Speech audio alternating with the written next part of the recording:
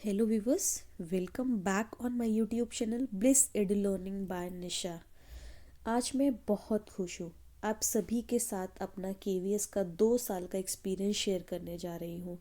किस तरीके से कैसे मैंने सक्सेसफुली अपना प्रोबेशन पीरियड कंप्लीट किया, नए लोगों के साथ जुड़ना, केवी परिवार बनना और बस ये कारवां यूं ही चलता चला गया। यह रास्ता इतना भी आसान नहीं था। ऑफिशियली मैंने 2 साल पूरे किए और बहुत ही जल्द मार्च के महीने में मुझे 3 साल भी हो जाएंगे।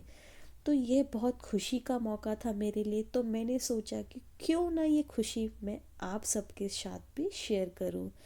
5 मार्च 2019 को मेरा ज्वाइनिंग लेटर आया और साथ ही पोस्टिंग भी। मुझे जम्मू रीजन अलॉट हुआ और ज्वाइनिंग में 15 से 20 दिन का भी वक्त मिला।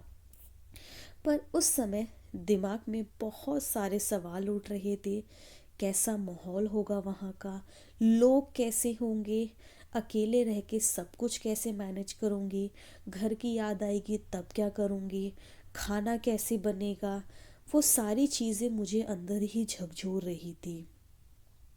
पर साथ ही इस बात की भी एक संतुष्टि थी कि पोस्टिंग इतनी भी दूर नहीं थी। सिर्फ ट्रेन का सफ़र था और घर पहुंच जाना था। तो इस तरह से मैंने अपनी जर्नी की शुरुआत करी और 15 मार्च 2019 को मैं और मेरा भाई दोनों ट्रेन से जम्मू के लिए निकल पड़े। साथ में बहुत सारा सामान था। ऐसा लग रहा था कि मानो मैं एक अलग ही दुनिया बसाने जा रही हूँ। उस वक्त दिमाग में बहुत सारी उलझनें चल रही थी। कहाँ रहूँगी, कैसे रहूँगी, क्या खाऊँगी और भी बहुत कुछ बातें। 16 मार्च 2019 को हम सुबह सुबह जम्मू रेलवे स्टेशन पहुँचे और वहाँ से फिर हमने ऑटो किया। ऑटो करके हम सीधा स्कूल पहुँचे और वहाँ पर मेरी नए लोगों से मुलाकात हुई।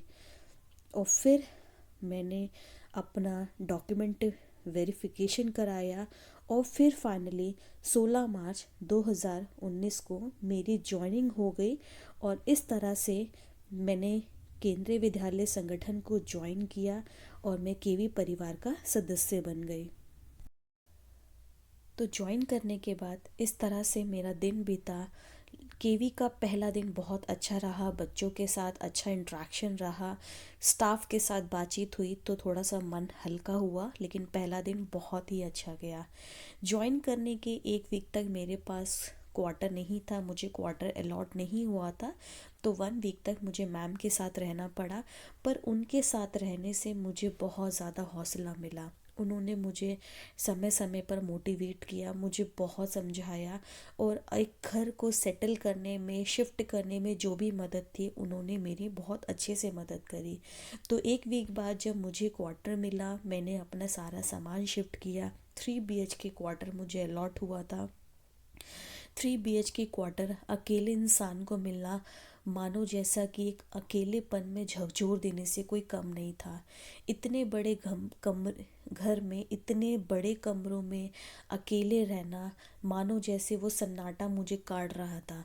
पर धीरे धीरे वक्त के साथ सब कुछ समझ आने लगा, नए दोस्त बनने लगे और धीरे धीरे यह मुश्किल सफ़र जो है मानो बहुत ज़्यादा आसान हो गया। केवी में बहुत कुछ है सीखने को और इन केवी से मैंने बहुत कुछ सीखा है। माना कि घर से बहुत दूर दूर आपको पोस्टिंग मिलती है, पर ये लाइफ का बहुत इम्पॉर्टेंट पार्ट है। केवी में रह कर आप इंडिपेंडेंट फील करते हो, आप पब्लिक डीलिंग सीखते हो, सर्वाइवल सीखते हो, कैसे आपको सब कुछ मैनेज करना है, अपनी प्रोफेशनल लाइफ, अपनी फैमिली लाइफ, अपनी वर्क लाइफ, सबको कैसे लेकर चलना है वो आप बहुत ही बेहतरीन तरीके से केवी में सीखते हो। तो शुरुआती दौर पे मुझे लग रहा था कि मैं एडजस्ट नहीं कर पाऊँगी। 6 मंथ तक तो मुझे ऐसा लगता था कि मैं रिज़ाइन कर दूँ, मैं छोड़ के चली जाऊँ। घर वालों की, फैमिली वालों की बहुत ज़्यादा याद आती थी। पर धीरे धीरे ये मुश्किल सफ़र भी बहुत आसान हो गया जैसे जैसे लोगों के साथ मिलना जुलना हुआ, लोगों के साथ घुलना मिलना हुआ। और धीरे धीरे टीचर्स आते गए, अधिकतर टीचर्स दिल्ली के मिले। तो एक परिवार वाली फीलिंग आने लगी, एक दूसरे को सपोर्ट करना, हिम्मत देना। इस तरीके से हम सब मिलकर जो है एक केवी परिवार का सदस्य बन गए और बहुत अच्छा स्टाफ मिला। तो उन सभी का मैं बहुत तहे दिल से शुक्रिया अदा करती हूँ। और देखिए, होम सिकनेस बहुत आम बात है और सबको होती है, परिवार की याद सबको आती है, वो आना भी लाजमी है। पर धीरे धीरे हम सब समझ जाते हैं, हम सब उस एनवायरनमेंट में ढल जाते हैं और वो ही जहाँ हम काम करते हैं वही हमें अपना परिवार लगने लगता है। तो इस तरह से मैंने सारी चीज़ों को संभाला, केवी में मैं एंटर करी। और इन स्टाफ के साथ साथ एक बच्चों का जो अपनापन है वो भी आपको बहुत आगे तक लेके जाता है, आपको बहुत सुकून महसूस होता है उनके साथ वक्त बिताकर। जिस मोटो के साथ, जिस मकसद के साथ मैंने केवीएस ज्वाइन किया था, उस मकसद को मैं पूरा कर पा रही थी, उस ऑब्जेक्टिव को मैं पूरा कर पा रही थी। मेरी सोच थी कि मैं बच्चों तक क्वालिटेटिव एजुकेशन प्रोवाइड कर पाऊँ, बच्चों का विजन डेवलप कर पाऊँ, बच्चों को जो दिक्कतें आती हैं, चाहे उनकी सोशल लाइफ में वो प्रॉब्लम हो, चाहे वो एकेडमिक में प्रॉब्लम हो, उन सारी प्रॉब्लम के साथ मैं डील कर पाऊँ, उनको समझ पाऊँ, उनके साथ मैं ज़्यादा से ज़्यादा इंटरेक्ट कर पाऊँ। तो उन सभी चीज़ों में मैं बहुत अच्छे से खरी उतरी। तो 1 साल तक का वक्त बहुत अच्छा निकला बच्चों के साथ। बच्चे स्कूल आते थे, उनके साथ रहना, उनके साथ बातचीत करना, इंटरेक्ट करना, उनको पढ़ाना, उनसे नई चीज़ें सीखना, बहुत अच्छे से समय निकला। बट 1 साल जैसे ही पूरा होता है उसके बाद कोविड आ गया। तो फिर जब कोविड आया तो बच्चों का स्कूल ना आना, स्कूल में बच्चों को बहुत ज़्यादा मिस करना। बिना बच्चों के स्कूल बिल्कुल स्कूल नहीं लगता है। एक स्कूल की जो शान होती है, एक स्कूल की जो चमक होती है वो बच्चों से ही होती है। बट हम उन बच्चों को मिस कर रहे थे।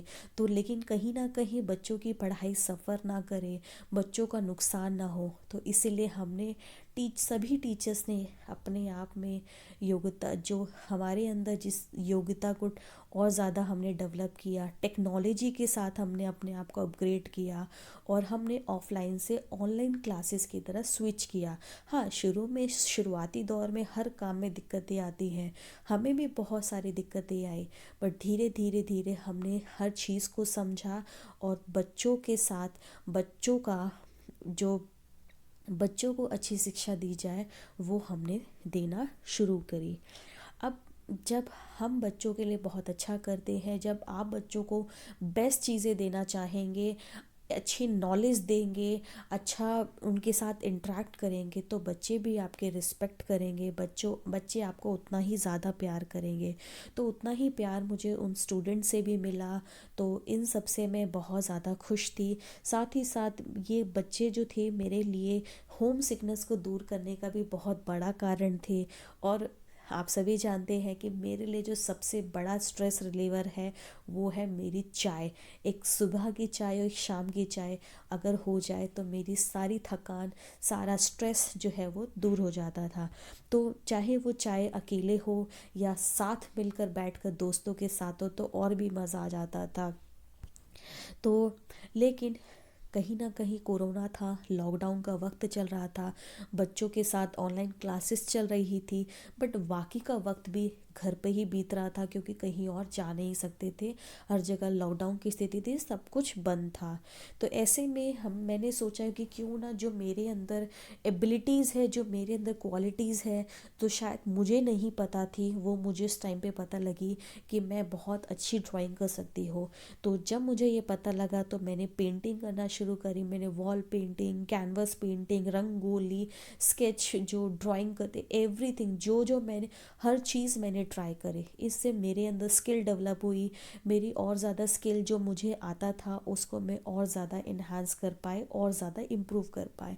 तो ये सारी चीज़ें जो हैं, आपके दोस्त हो गए, जो बच्चे हो गए, स्टाफ हो गया, स्कूल हो गया, आप कैसे चीज़ टाइम को यूटिलाइज़ करते हो, तो ये सारी चीज़ें जो है मुझे केवीएस में एडजस्ट करने में मुझे इन सभी चीज़ों से हेल्प मिली। तो सीखना कभी मत छोड़िए, अपने आप में इम्प्रूवमेंट लाते रहिए। ये आपकी लाइफ का बहुत ज़्यादा इम्पॉर्टेंट हिस्सा है। जिस दिन आपने सीखना बंद कर दिया उस दिन लाइफ का एंड हो जाता है। तो लगातार सीखते रहिए, अपने आप में इम्प्रूवमेंट करते रहिए। तो केवीएस जो है वो अपने आप में ही एक बहुत अपने आप में ही एक्सपीरियंस है। तो इन एग्ज़ाम से डरना नहीं है, बस उस सपने को पूरा करना है। तो कोशिश करते रहिए, अपने आप को इम्प्रूव करते रहिए, और एक दिन ज़रूर ऐसा आएगा कि आप अपने इन सपनों को पूरा कर पाएंगे। तो इस वीडियो में मैंने अपनी केवीएस की 2 साल की जर्नी को डिस्कस किया, लेकिन जो पहली मेरी पोस्टिंग थी जम्मू के अंदर, वो सारी जर्नी मैंने 2 साल की यहाँ पर आप सभी के साथ शेयर करी। तो आई होप आप सबको पसंद आई होगी। और आने वाले पार्ट 2 में मैं अपनी आगे की जर्नी, जहाँ पे मेरा ट्रांसफ़र हुआ, कहाँ वहाँ से मैंने अपनी जर्नी की शुरुआत कैसे करी, वो सारी बातें, वो सारे एक्सपीरियंस मैं आपसे आने वाली आगे वीडियो में शेयर करूँगी। सो do like, share and subscribe my YouTube channel, and also press the bell icon button to get the notification of all my upcoming videos. Thanks for watching and have a nice day.